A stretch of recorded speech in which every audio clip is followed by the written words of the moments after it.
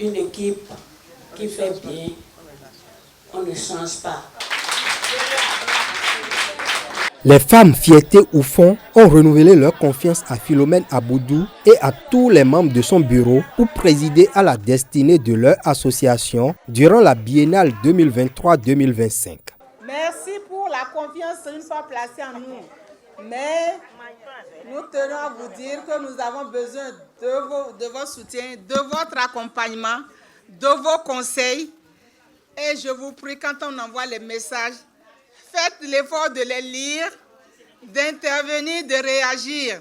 Je suis parmi les plus jeunes du groupe. J'en ai qui ont plus de 110 ans, alors que moi, je n'en ai pas encore. Je ne suis pas la meilleure. Et qu'on me donne encore cette responsabilité, vraiment. Et on me demande de mieux faire que par le passé. Les délégués ont adressé leurs félicitations au bureau de la première mandature pour le travail abattu.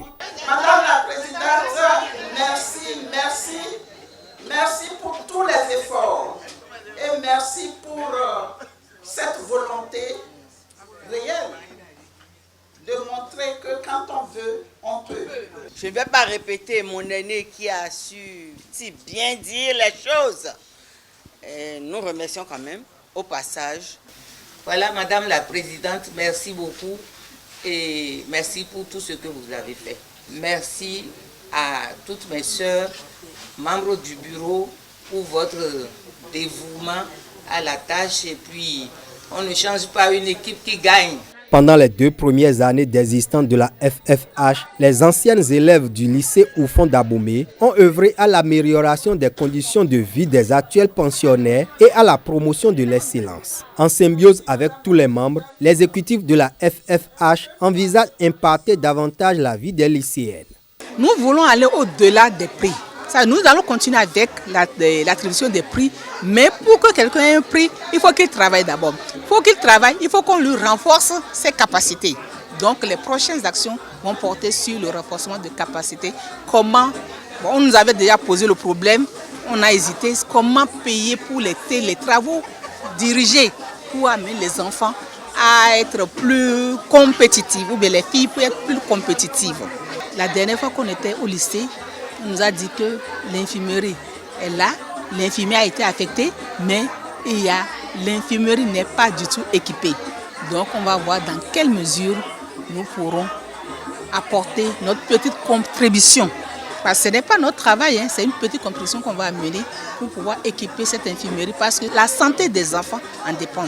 Afin de mener à bien les projets et de se distinguer lors des manifestations, l'Assemblée générale a pris quelques résolutions essentielles.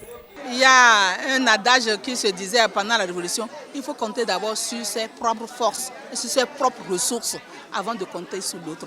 Donc pour ce fait, nous avons dit que nous allons augmenter le montant de la cotisation qui passe de 1 000 francs à 2 000 francs. Là, ça nous permettra de pouvoir poser des actions concrètes. En plus de cela, nous sommes une association qui a près de 100 membres. Des fois, nous avons des manifestations où nous sommes appelés à être. Comment faire pour nous distinguer des autres? On peut avoir un signe distinctif. C'est comme ça que nous avons pris un signe distinctif qui sera une écharpe couleur bleu roi avec inscription FFH en or. Au-delà d'une assemblée générale, les assises de ce vendredi 27 janvier 2023 constituent d'agréables moments de retrouvailles entre des anciennes camarades devenus des cadres dans plusieurs domaines. Toutes ces personnes que vous voyez ici, à un moment donné, on a eu à partager beaucoup de choses, surtout, disons, nos soucis de jeunesse, nos soucis d'élèves, de lycéens. Et Dieu a bien voulu que nous puissions traverser plusieurs étapes de notre vie et nous voilà ici aujourd'hui. Ça ne peut être que de la joie, un plaisir. Et notre prière, c'est de pouvoir que Dieu continue de nous préserver et que nous puissions continuer de nous revoir. Il y a 2 ans, nous étions plus nombreuses. Il y a certaines qui sont déjà parties. Paix à leur âme. Agape fraternelle, échange de cadeaux, coupure du gâteau, tout ceci dans une ambiance bon enfant.